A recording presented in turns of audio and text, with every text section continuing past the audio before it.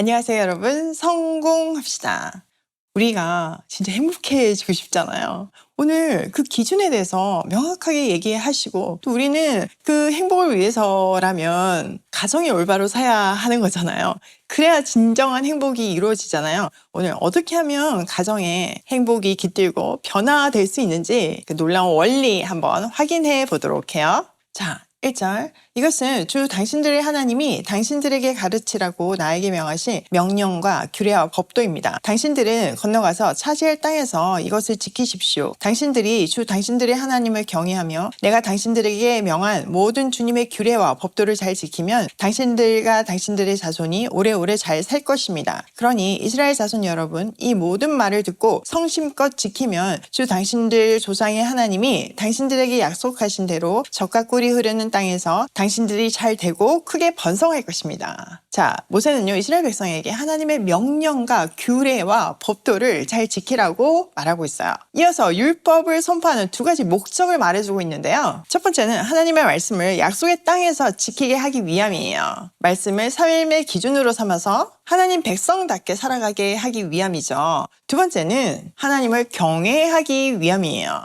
율법 안에는 하나님의 영광과 성품이 고스란히 담겨 있잖아요. 자녀인 우리가 하나님 닮기를 원하시는 하나님의 마음이 그대로 담긴 것이 율법이에요. 하나님 닮아가는 거 쉽지 않죠. 그런데 성경은 계속 우리를 그리스도의 장성한 분량까지 나아가라고 얘기하고 있잖아요. 그 가정을 하나님이 절대 포기하지 않으신다고 계속 강조하고 계시잖아요. 근데 우리가 그럴 수 있는 것은요, 하나님은 우리를 하나님의 모양과 형상대로 만드셨고, 비록 우리가 죄로 인해서 망가졌지만 말씀대로 살면 회복될 수 있음을 알려주시는 거예요. 우리에게 하나님의 형상의 회복이 일어나면요, 장수와 축복이 약속되어 있어요. 이거 기복신앙 아니야, 이렇게 생각할 게 아니에요. 이거 굉장히 상식적인 일이에요. 예를 들어서 먹거리를 한번 생각해 볼게요. 하나님이 만드신 그대로, 자연 그대로를 우리가 잘 활용하고 먹으면 우리 몸은 건강해져요. 문제는 사람이 가공식품을 만들어 먹는 데 있죠. 그리고 하나님은 낮과 밤을 두셔서 낮에는 일하고 밤에는 쉬게 하셨어요. 다시 회복하게 하셨죠. 잠을 자면 회복되는 게 굉장히 놀랍잖아요. 신비로울 정도로 놀랍잖아요. 그런데 인간은 그 패턴을 깨죠. 그렇기 때문에 건강에 적신호가 오는 거예요. 하나님이 만드신 그 루틴대로 최대한 자연 그대로의 영양소를 우리가 제대로 섭취한다면 건강이 보장되지 않겠어요? 이런 LA 산불 같은 이런 자연재해도 사실은 환경 파괴에서 오는 건 거잖아요. 우리가 하나님의 매뉴얼대로 하지 않았기 때문에 발생하는 문제들이에요. 하나님은 우리를 지으실 때 행복하라고 우주 만물을 먼저 세팅해 놓으셨어요. 그리고 그것을 정복하고 다스리라고 말씀하셨죠. 창조주가 주신 매뉴얼대로 살면 행복할 수밖에 없고 오래 살 수밖에 없어요. 그런 의미에서 말씀대로 산다는 것 자체가 축복이에요. 자, 4절. 이스라엘은 들으십시오. 주님은 우리의 하나님이시오. 주님은 오직 한 분뿐이십니다. 당신들은 마음을 다하고 뜻을 다하고 힘을 다하여 주 당신들의 하나님을 사랑하십시오. 자, 그 유명한 쉐마장이죠. 신앙의 핵심 선언이에요. 쉐마라는 이름은요, 히브리어로 들으라 라는 의미예요. 그러니까 이스라엘은 들으십시오. 이 첫 단어에서 유래한 게 이 쉐마장이죠. 4절에서 9절까지가 그 내용인데요. 이 구절은 하나님과의 언약적인 관계, 그리고 율신 신앙, 또 하나님에 대한 전인격적인 사랑을 얘기하고 있어요. 그게 사실 신앙의 중심축이죠. 자, 모세는요, 바로 앞 5장에서 구약 율법의 핵심이라고 할 수 있는 10계명을 선포했어요. 그리고 나서 들으라 이렇게 다시 청중을 긴장시키죠.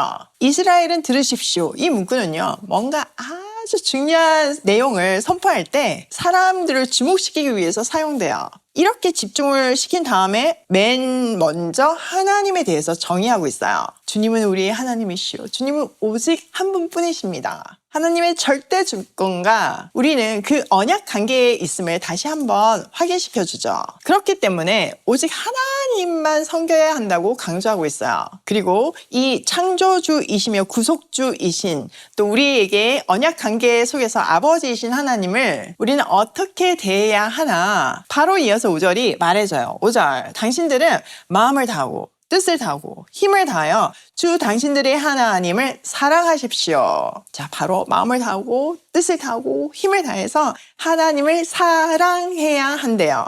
지정의, 생각, 감정, 의지를 다해 하나님을 사랑하래요. 자, 여기서 중요한 게 순종이 아니에요. 사랑하래요. 하나님은 우리하고 이 사랑하는 관계가 되고 싶으신 거예요. 순종은요, 사실 사랑하면 자연스럽게 따라올 수밖에 없어요. 내가 하나님을 너무너무 사랑하니까 하나님이 원하시는 거 내가 미리 다 하고 싶고 하시는 말 다 지키고 싶잖아요. 이게 순종이에요. 이렇게 우리의 모든 것을 다해 하나님을 사랑하는 것이 언약 백성의 의무이자 사명이죠. 또 하나님 사랑은요, 우리 감정에만 머무는 것이 아니라 그 주님을 향한 사랑을 삶으로 살아내야 돼요. 그래서 이 율법을 주시는 거잖아요. 그러면 살고 싶은데 구체적으로 어떻게 해야 하나 그것도 알려주실까요? 네, 당연하죠. 알려주시죠. 6절, 내가 오늘 당신들에게 명하는 이 말씀을 마음에 새기고, 먼저 하나님의 말씀을 우리 각자의 마음에 새겨야 한대요. 마음에 새긴다는 것은 마음에서 우러나와서 진심으로 온 마음을 다해서 하나님께서 말씀하시는 대로 살아야 한다는 것을 말해주는 거죠. 이게 기계적인 관계가 아니라 유기적인 관계라는 거예요. 내가 사랑하기 때문에 정말 온 마음을 다해서 하나님의 말씀을 지켜야 한다는 거예요.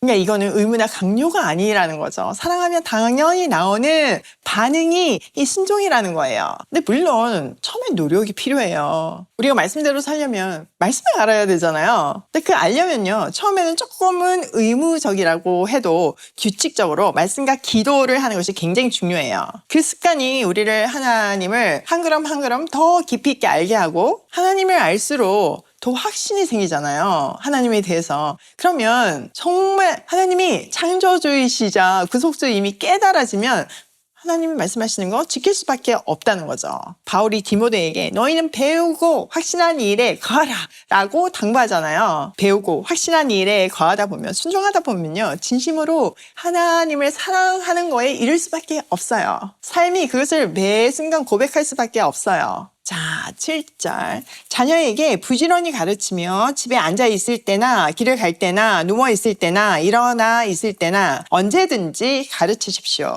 자, 자녀에게 부지런히 가르치래요. 집에 있을 때, 길을 갈 때, 누워 있을 때, 일어날 때. 이거 뭘 말하는 건가요? 네, 늘 항상 삶 속에서 각 잡고 하는 게 아니라 그냥 일상 속에서 하나님의 말씀을 가르쳐야 한다는 거죠. 이렇게 자녀에게 신앙을 가르치는 것은 하나님의 명령이에요. 또 그 가르침을 통해서 우리가 성숙해지죠. 솔직히 이렇게 일상에서 말씀을 가르치려면 어떻게 해야 돼요?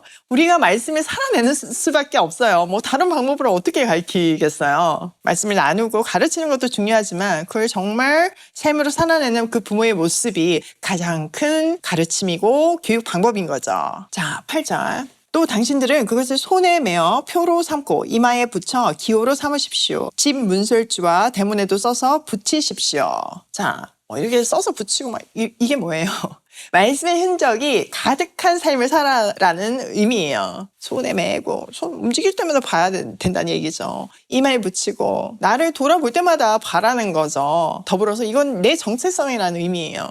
집, 문술주, 대문 이런 데 붙이면 오갈 때마다 그 말씀을 기억하라는 뜻이잖아요. 즉 아주 심플하게 말씀 속에서 살아라, 이 말씀을 하시는 거죠.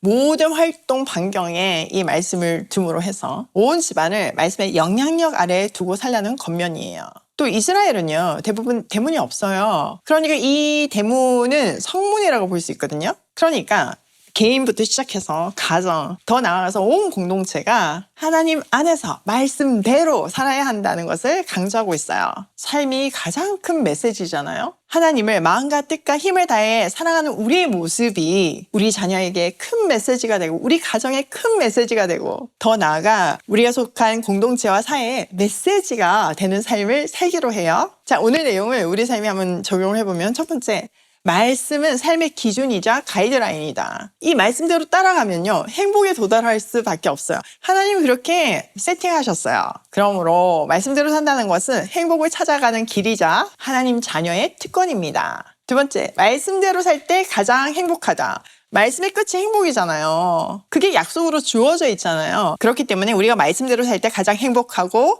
그게 가장 지름길이에요. 세 번째, 가정에서 신앙을 가르치자. 어떻게? 내가 말씀대로 삶으로서요. 아이들은요, 누누이 강조하지만 가르친 대로 자라는 것이 아니라 보는 대로 자라요. 오늘도 말씀이 내 삶의 기준임을 다시 한번 확인하며 말씀이 인도하는 대로 가고 서며 고싱해요.